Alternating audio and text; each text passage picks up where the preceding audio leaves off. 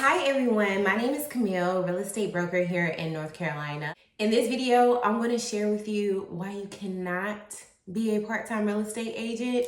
And so without further ado, let's go ahead and get this video started.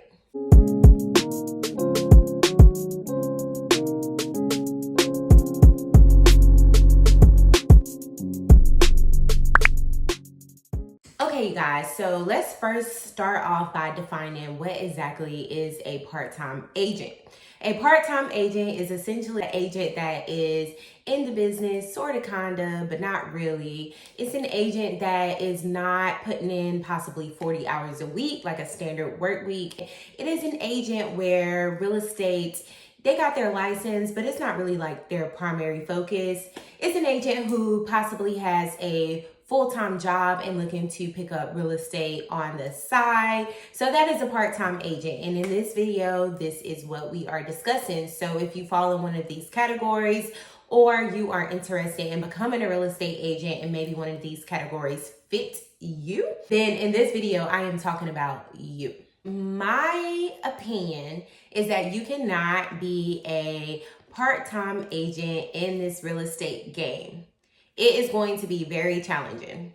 That's my opinion, and I am sticking with it.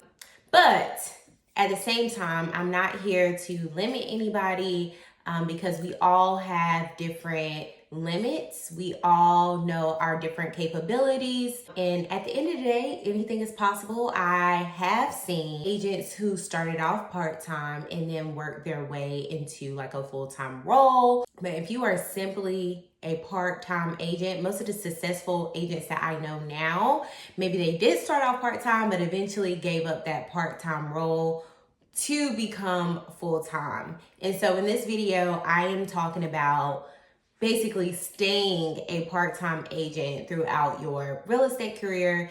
And while it may be possible, it is going to be very, very, very, very challenging. And so in this video, I am going to share with you why it's challenging to be a part-time agent. So if you are thinking about, picking it up on the side or just something that you kind of sort of do, you maybe want to rethink that.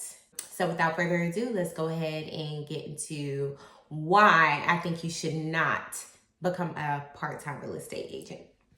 The first reason why I don't think you should become a part-time real estate agent is because real estate is a very demanding career. Despite what it looks like on social media, despite HGTV, real estate is a super demanding career, and it requires you to be patient. It requires you to be present, and it really requires you to have your clients' undivided attention at all times, especially if you are an individual solo agent who is not a part of a team, or you are an individual agent who do not have support staff and employees in place to help you carry out the day-to-day administrative task. So one way that this career is very demanding is because most of your time is spent generating leads. So if you are not into, talking to people, making connections with people, developing relationships with people, then you are going to find yourself having a very difficult time, because whatever you do for lead generation, whether that be social media, whether that be direct mailers, whether that be email communication, whether that be farming a neighborhood, there are so many things that you can do to generate leads. But if you have a part-time job, a full-time job, and then you're looking to do this on the side, be prepared to carve out some time to generate leads for your business, because leads are not just going to fall in your lap. You have to consistently put yourself out there that you are ready and available to assist people and generating leads. The next reason is if you are a real estate agent who has a sole focus on working with first-time home buyers or buyers, or maybe you are focused on both buyers and sellers. Whenever a listing comes up on the MLS, some of those buyers are going to want to get into that house ASAP. So if you have a full-time job and you're working like an 8 to 5 and you have one of your clients that reaches out to you, maybe they call you or text you, you will find yourself either stepping away from your desk to take the call, or ignoring the buyer, or simply texting them while you are on the job. And depending on what type of job you have, that may be very difficult for you to do, where you have to constantly step away, have conversations, book the showing appointment on showing time. And also, before you even book the showing appointment, you really need to go on the MLS and just make sure that this is a house indeed that you should be showing your buyer client based on what their search criteria is, based on what type of loan program they have. Like, does this house even fit within those parameters? So, instead of just booking showings. So you need to be available to book those showings ASAP, especially in a market that is so demanding, where houses are only staying on for the first 1, 2, 3 days. You need to be there to book those showings and show that house as soon as possible to that buyer so that they can have a fair chance at submitting their offer.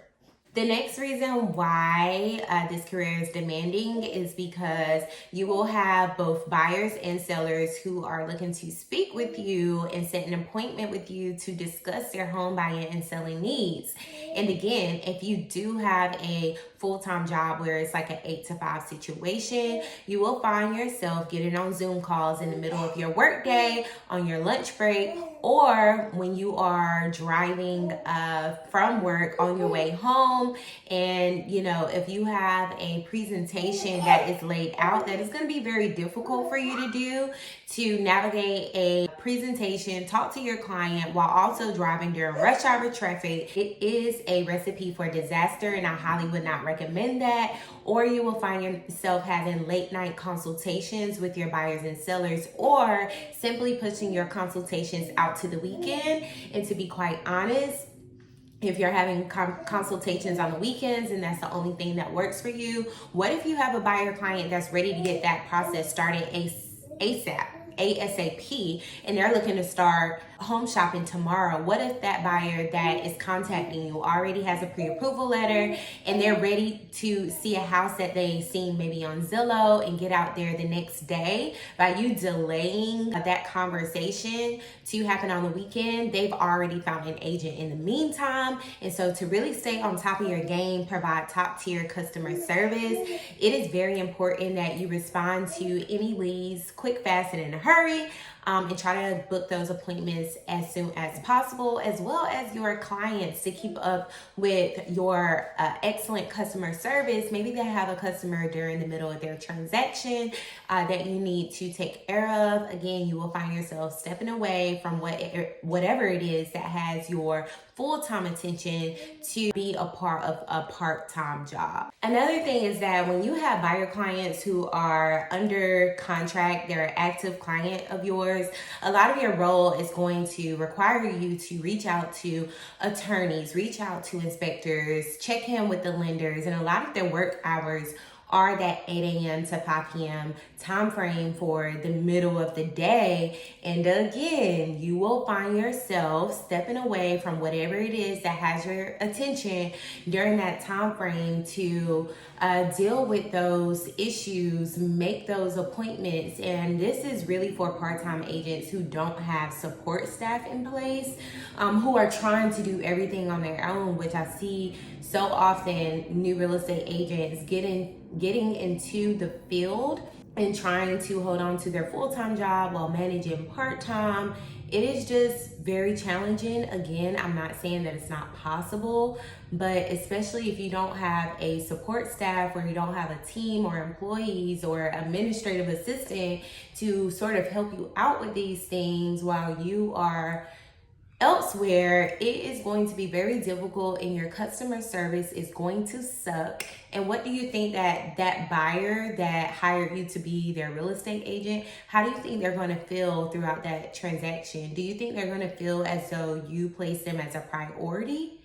Do you think that they are going to recommend your services to a family member or a friend based on your availability and time of getting back with them. So these are things that you have to think about because it is going to be a reflection of your business and how people talk about their experience when they had you as their real estate agent. You know, attorneys are always calling, trying to check status, especially lenders. Like, there are many conversations that take place during the workday that you would need to be present for. Last but not least, a lot of your job, also working with buyer clients, requires you, if you're really doing a good job for your buyer clients, to be on the lookout for new listings every day. As a real estate agent, it is our job to know what is going on in our local real estate market, to be aware of those things, and to really know the inventory of all the homes that come on the market to the best of your ability, to be familiar with the neighborhoods, to be familiar with what homes come up in certain areas, to the point where when a buyer sends you a home, it's not your first time seeing it because you have already seen it. You've already been on top of your game. And then the final thing I would say is, if you are a new real estate agent and you have recently joined a firm, a lot of the trainings are going to take place during the day, where you can further your learning, further your education, and continue to be a great resource for your clients.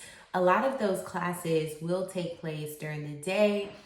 They do have like online classes and trainings and all of that, but there is also nothing like being present in the office, making connections with other real estate agents in the office, because you never know when you guys will be working together in a real estate transaction. You never know when your relationship with that other real estate agent will be the determining factor to where your client wins an offer or where you get to work with other agents. So a lot of that like networking, continuing education takes place, you know, on a Monday through Friday during office hours, where they have maybe guest speakers to come in and speak with you about ways that you can develop your business, about ways that you can create relationships with your database, about ways that you can lead generate. You can get some powerful nuggets from other agents that are in your office or guest speakers who your office invites, by just simply being present and absorbed in the process.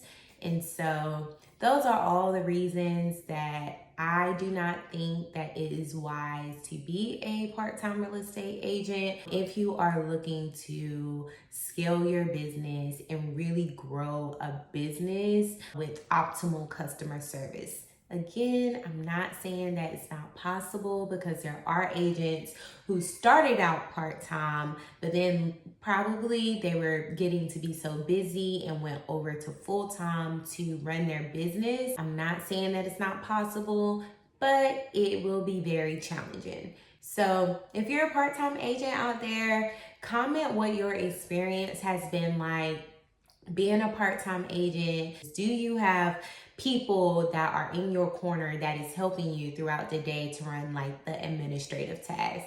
So that is all I have for you guys today. I hope that you enjoyed this video. And if you have any other videos that you want me to speak about, do not hesitate to comment that below, and I will see you guys on the next video.